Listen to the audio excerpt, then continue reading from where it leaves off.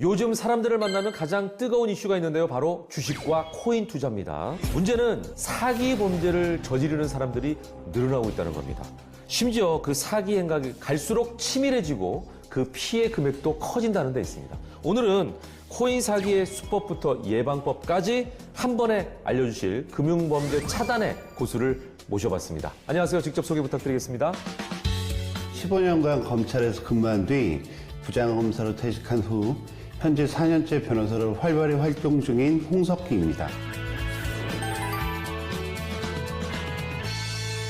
검사 재직 시절부터 지금까지 금융 관련 범죄를 주로 다루셨더라고요. 특별하게 이 분야를 좀 많이 다루셨던데 이게 우연인가요? 처음에는 우연이었습니다.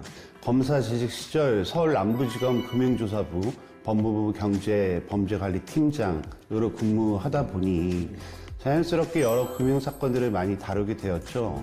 그런데 하다 보니 제 적성에도 잘 맞더라고요. 아, 그렇구나. 주로 어떤 금융범죄를 다루신 거예요? 금융회사의 주가 조작 사건, 다단계 코인 사기, 금융이나 토지 투자 사기를 다뤄왔습니다. 이것만 계속 다루면 지결법도 하거든요. 근데 변호사로 활동하시는 지금도 이 분야만 다룬다고 들었어요. 처음에는 제가 근무하던 곳이 금융 업무를 다루던 부서이기 때문에 관련 사건을 많이 맡았는데요. 이 일을 계속 하다 보니 사회 부조리한 면을 많이 느끼게 되었습니다. 아니, 어떤 부분에서 그런 느낌을 받으셨어요? 어떤 분들은 돈 1,000만 원, 2,000만 원의 극단적인 선택을 하는 반면 또 다른 사람들은 수천 명을 상대로 수백억, 수천억을 돈을 사기치면서 아무렇지도 않게 살아가는 현실이 저를 굉장히 분노하게 만들더라고요. 지금도 약간 분노하신 것 같아요. 예. 자, 그런데 금융범죄 중에서도 코인 사기 피해가 굉장히 심각하다라는 얘기를 들었거든요. 실제로 그런가요? 예, 맞습니다. 제가 만든 사건들만 봐도 최근 코인 사기 범죄의 비중이 많이 늘어났는데요. 경기가 어렵다 보니 범죄자들이 부동산, 주식같이 큰 돈이 필요한 범행을 하기보다는 여러 피해자들을 상대로 소액의 코인을 이용해서 광범위하게 사기치는 범행이 주로 일어나고 있습니다. 네. 코인 사기, 정확하게 정의가 뭐예요? 범죄자가 고수익을 낼 수 있다며 코인을 도구 삼아 피해자들을 유혹하는 범죄입니다. 크게 두 가지의 유형이 있는데요. 하나는 실제로 코인을 지급하지 않고 사기를 치는 유형, 실제 코인을 지급하고 사기를 치는 유형이 있습니다. 코인을 지급하면 이건 사기가 아니지 않나요? 실제 코인을 지급하더라도 사기가 될 수 있습니다. 그래요? 심지어 최근에는 실제 코인을 지급하는 사기 유형이 오히려 더 많아요. 아니, 어떻게 그럴 수가 있어요?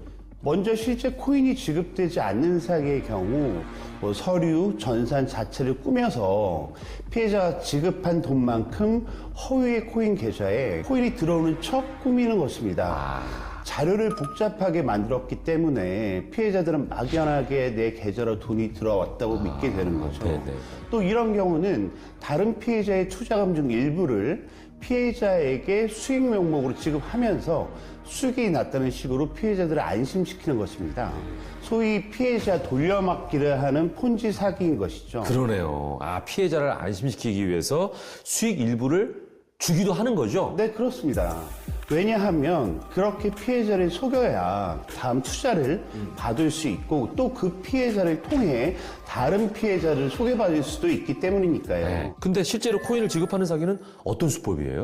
코인을 지급하면서 출금지, 그러니까 이제 락을 걸어 놓는 경우를 말합니다. 또한 코인을 지급하는 과정에서 피해자의 비밀번호, 계좌 정보 등을 해킹하거나 알아내서 코인을 빼돌리는 경우가 있는데요.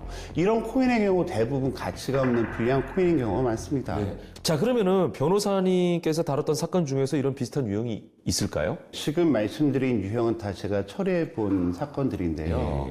그 중에서도 코인 사기로 1억 원의 피해를 줬던 사건이 기억이 납니다. 큰 돈인데 이건 어떤 유형이었어요? 이 사건은 코인 리딩방에서 가짜 뉴스를 동원해서 불량 코인을 지급한 뒤에 나아가 이제 락까지 걸어둔 사건인데요. 딥페이크 기술을 이용해서 유명한 투자자가 이 코인 회사에 투자했다는 가짜 기사를 내면서 코인을 판 것입니다.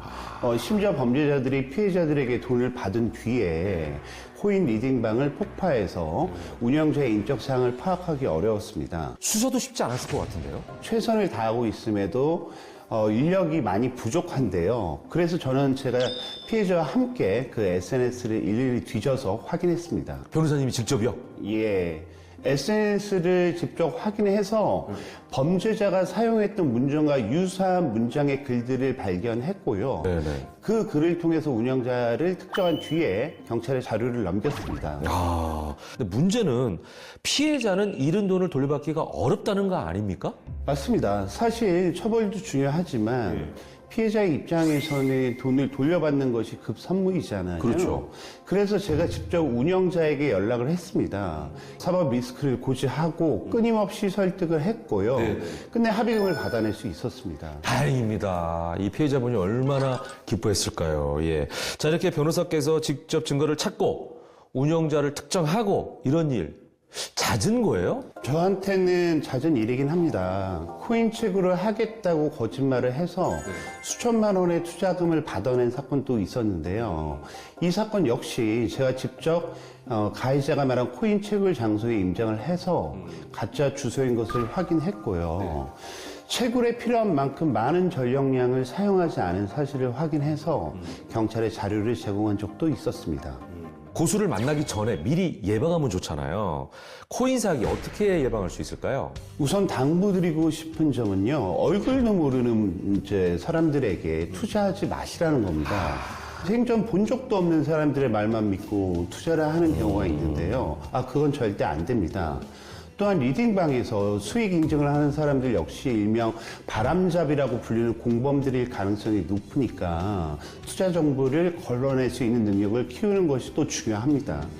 열심히 일해서 어렵게 번 돈인 만큼 투자 공부를 충분히 하고 투명한 절차에 따라 건강한 투자를 하셨으면 좋겠습니다. 자, 마지막으로 홍석기 고수의 바람이 있을까요? 물론 사기는 예방하는 것이 가장 좋지만 작정하고 속이는 사람을 피하는 것도 정말 어려운 일이죠. 그러니 피해자분들은 지난 일에 너무 자책하지 마시고 현재 상황에서 최선을 다해 피해를 회복하셨으면 좋겠고요. 제 경험을 통해 피해자분들의 피해를 회복해서 본래의 평온한 삶으로 돌아가시는 데 기여하고 싶습니다. 네.